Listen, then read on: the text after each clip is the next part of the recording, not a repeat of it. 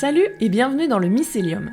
Je m'appelle Claire et sur ce podcast, je te partage mes lectures et mes apprentissages pour nourrir nos réflexions, décristalliser nos idées reçues, se mettre à la page sur les questions de féminisme, de diversité et d'inclusivité dans toutes leurs ramifications. À chaque fois, je te propose de suivre un nouveau filament du Mycélium pour voir où il nous mène. C'est parti pour l'épisode du jour. Cet épisode est la suite directe de l'épisode 23. Je te suggère donc de l'écouter d'abord sous peine d'être un peu perdu. Dans l'épisode précédent, on a commencé à répondre à la question en présentant des biais cognitifs, en parlant des institutions et du système judiciaire en particulier qui sont au service des hommes, et on a vu comment les femmes étaient présumées coupables et folles. Les mises en garde de la précédente intro restent valables. Les causes sont multiples et se cumulent, c'est pas fromage ou dessert, même si on s'en rend pas compte. On explique pour conscientiser, on n'excuse pas. On essaye de voir les systèmes et les récurrences, pas de pointer du doigt quelques brebis galeuses en se disant que notre système est déjà parfait à 2-3 accidents près. Sur ces belles paroles, continuons notre exploration de la question « Pourquoi on ne croit pas les victimes ?» Un autre facteur qui fait qu'on ne croit pas les victimes, c'est que pour être crues, elles doivent d'abord prouver qu'elles collent au mythe de la bonne victime. Spoiler alerte, il est assez difficile d'y coller. D'une manière ou d'une autre, on aura toujours transgressé une règle, ce qui permettra de dire qu'on l'a bien cherché. Que ce soit en sortant dans l'espace public, en parlant un peu trop, mal, trop fort, en buvant de l'alcool, en n'étant pas habillé dans une tenue républicaine, en étant trop maquillé, en aimant trop le sexe, la liste n'est pas exhaustive. Ces réflexions, elles sont pas juste là pour faire chier les féministes. On blâme les victimes pour donner sens à l'agression ou à la violence du bon père de famille. Sinon, ça serait trop anxiogène. On les blâme et on leur demande de se justifier.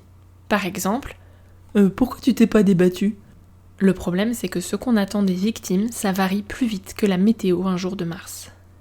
J'étais tombée sur une vidéo où un gars disait « Je comprends pas les filles, quand on vous agresse, pourquoi vous vous débattez pas ? Vous avez bien 2 points !» Le tout en mimant des fois qu'on comprenne pas de quoi il parle. Passons outre le fait que dans une configuration de couple classique où l'homme est plus grand, c'est vraiment pas dans un combat au poing qu'une femme aurait ses chances. Et puis bon, tout le monde n'est pas ceinture noire de jujitsu ou je sais pas trop quoi, et c'est bien validiste aussi comme remarque. Passons outre le fait qu'ajouter de la violence à la violence, de toujours responsabiliser les victimes, c'est peut-être pas non plus la meilleure solution pour un monde apaisé, et qu'on pourrait mettre en place des solutions un peu plus systémiques que des cours de self-défense le mardi soir. Même si l'un n'empêche pas l'autre.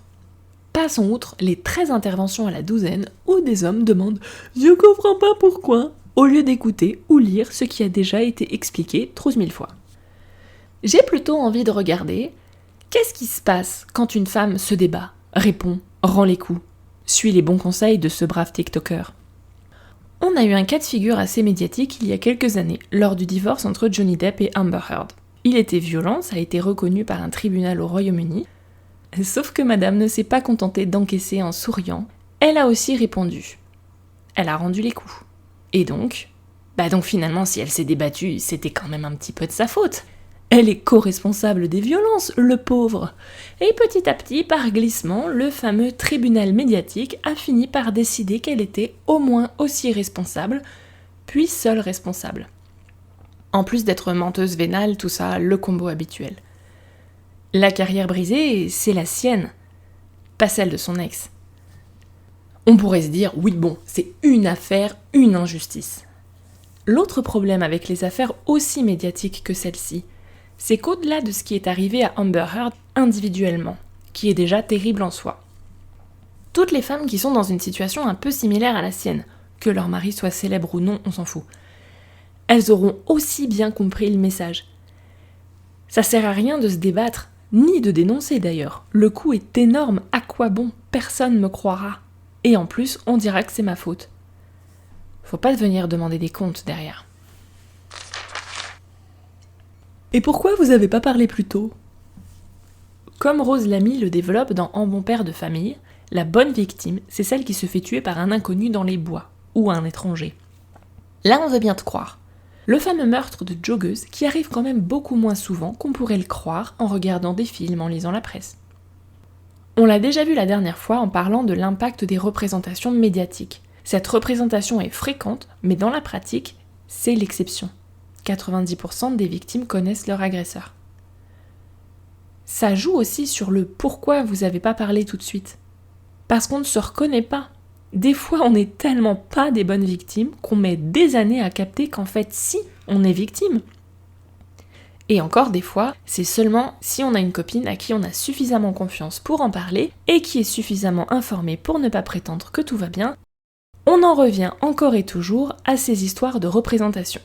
Ici, les représentations qui romantisent les relations toxiques ou violentes, vendues comme des relations d'amour. Avant de pouvoir parler, dénoncer, il faut déjà comprendre que ce qu'on subit n'est pas normal. Et là, c'est encore plus vrai pour les enfants. Il faut aussi connaître les mots pour nommer les actes. Et ça peut prendre du temps dans une société qui ne nous les donne pas volontiers, ces mots. Ou qui nous dit que ce qu'on a vécu, c'est de l'amour, de la passion. Il y a aussi l'amnésie traumatique qui peut mettre des années ou des décennies à se lever. L'amnésie et la dissociation, ce sont des mécanismes que notre cerveau, et oui, encore lui, met en place pour nous protéger. Soit parce que sinon le stress est tellement intense qu'on pourrait en mourir, soit parce que là tout de suite maintenant, de toute façon, on est coincé sans porte de sortie, donc autant faire l'opossum. Ces histoires d'amnésie et de mémoire qui jouent des tours, ça n'arrange pas les victimes qui sont déjà présumées menteuses. Là encore, la justice se place du côté des hommes.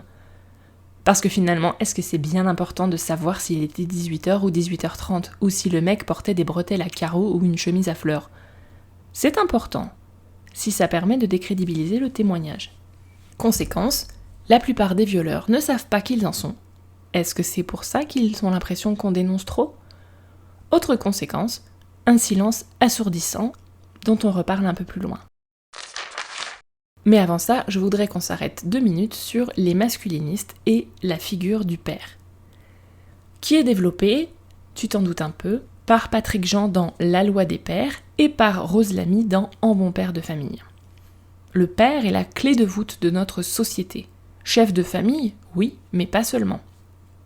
La figure tutélaire du père est partout. Chef, propriétaire, prêtre, qui est un père spirituel, mais aussi un père au sens de donneur de lois et de règles. La paternité, c'est pas juste une idée de reproduction. On a aussi le concept de patrie à la Renaissance, le père de la nation, le chef d'entreprise paternaliste au XIXe siècle. C'est aussi pour ça qu'on parle de patriarcat, et pas d'un mot qui commencerait par homme ou mascu. Le père est partout, et sa remise en question bouleverserait complètement l'ordre social. Et bien sûr, ici, quand on parle d'homme et de père, on parle de genre social. La biologie n'a rien à voir là-dedans. Mais gardons-nous cette idée pour une prochaine fois. Le père est très apprécié des mouvances masculinistes qui veulent rétablir sa toute-puissance. Quand on dit qu'on ne peut pas être pas sexiste, neutre, c'est un bon exemple. En face, il y a des mouvements de contre-offensive, et les droits des enfants, des femmes, des minorités n'apparaissent pas magiquement tout seuls suite à une lente maturation naturelle. C'est le fruit d'une résistance active. Bref. Les masculinistes utilisent la figure du père, ce pauvre papa privé de ses enfants, comme un cheval de Troie. Ce pauvre papa, c'est bien sensationnaliste comme il faut, ça plaît aux médias, ça passe bien à la télé. Le syndrome d'aliénation parentale dont on parlait la dernière fois, c'est à eux qu'on le doit.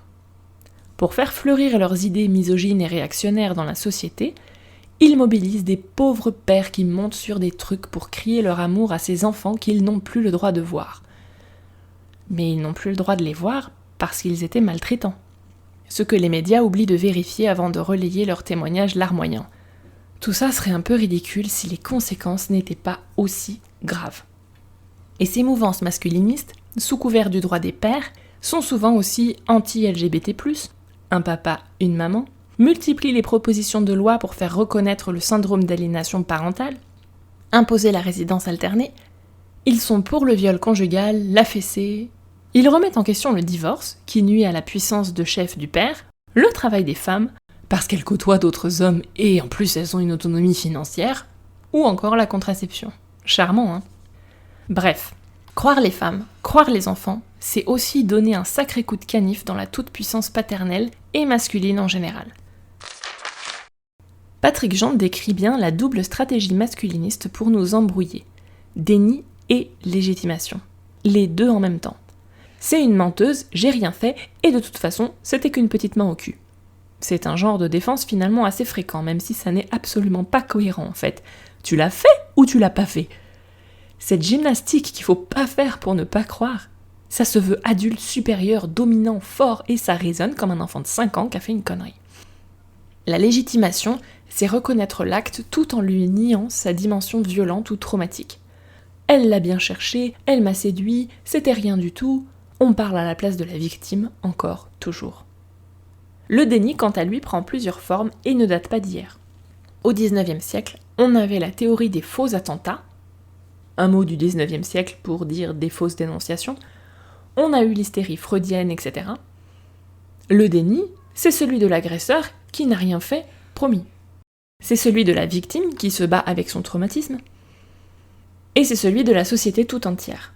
C'est plus simple de ne rien faire, et c'est tout ce que demandent les agresseurs, que de partager la souffrance de la victime. Il y a le déni et le désir du déni. J'ai envie de citer cette phrase de Patrick Jean qui m'avait fait descendre le cœur direct dans les chaussettes. On vit mieux en ne sachant pas. Qui dit père, dit famille.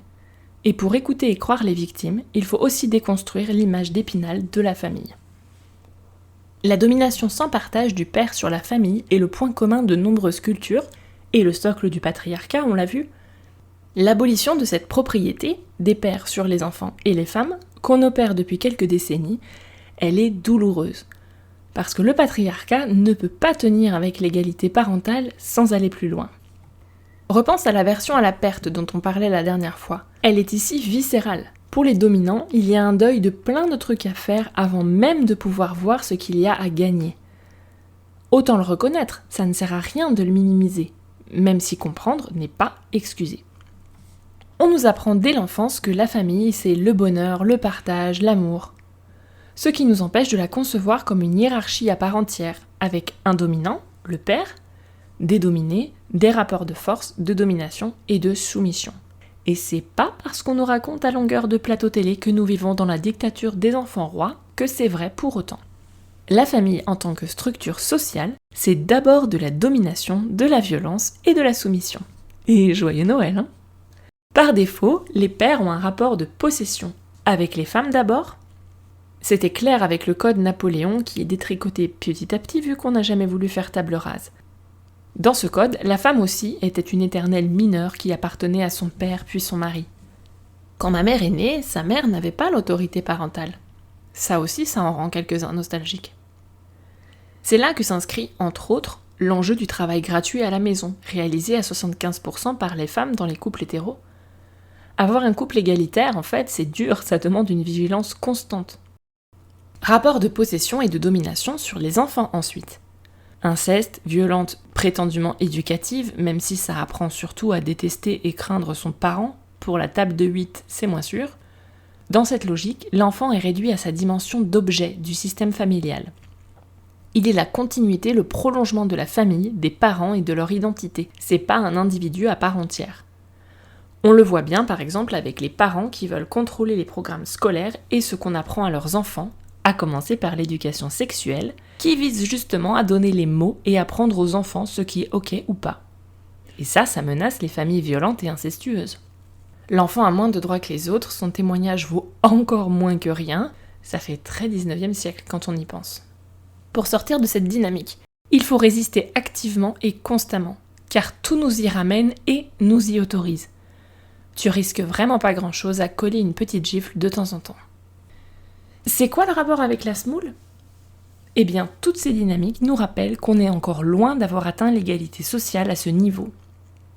Et que tant qu'il n'y a pas un rapport d'égal à égal, d'humain à humain, on ne peut pas espérer une écoute et une empathie véritables.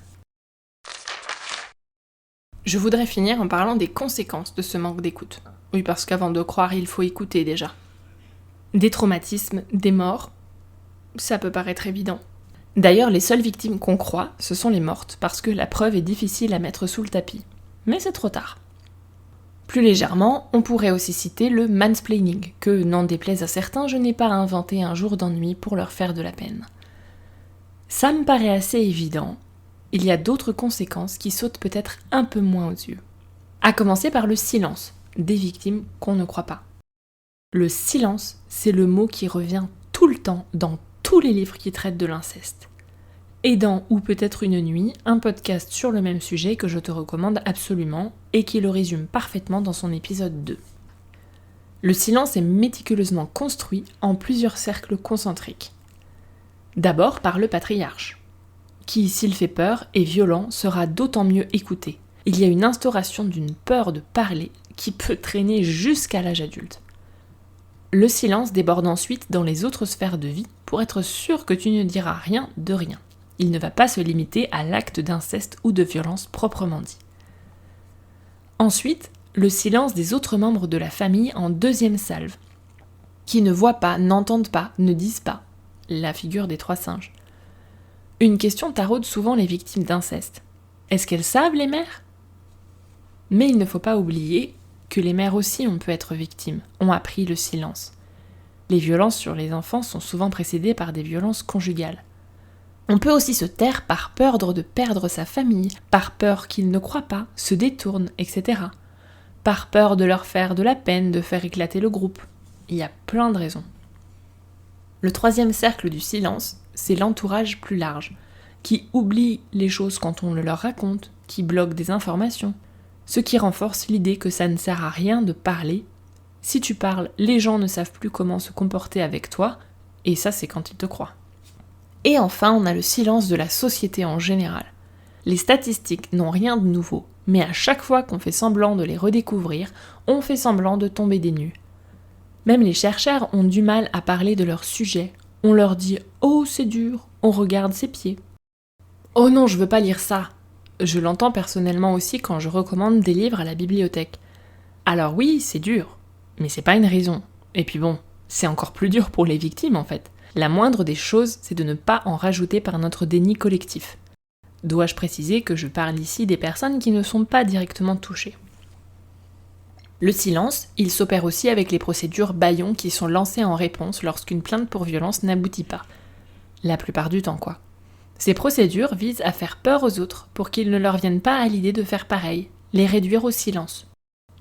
On parle souvent de tabou de l'inceste, mais le tabou, c'est pas de le commettre, vu le nombre de familles que ça touche. Le tabou, c'est de le dire. La libération actuelle de la parole, elle foule ce culte du silence aux pieds.